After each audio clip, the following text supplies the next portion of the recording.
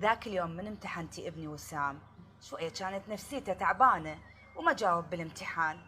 بلكي الله تساعديه وتمشيه تنجحيه. يعني شلون انجحه وامشي؟ يعني شلون؟ يعني شوية تساعديه، 5 درجات 6 درجات، المهم ينجح. شاين فدوة، إذا سقط أبوي ملخكة الخطية. ام حارث مو مشكلتنا، ليش ما تقروه؟ ام حارث ارجوك، هاي مسؤوليه، واني ما اقدر انجح طالب ومستواه الدراسي مو زين، شلون تقبليها انت؟ هسه دباعي جدر الدوم ما جبت لك اياه، لا شعي يخبط مليان ضلوع. هاي شنو ام حارث؟ دا ترشيني؟ لبياء ايش بيش تقول لك ابنها ما حامض ما حافظ، ساعديه شوي انا على كيفك. ارجوك غايب، انت لا تتدخل بشغلي، افتهمت؟ عزيزتي انت جارتي واني كلش احبك واحترمك، اخذي الجدر مالتك والله وياك.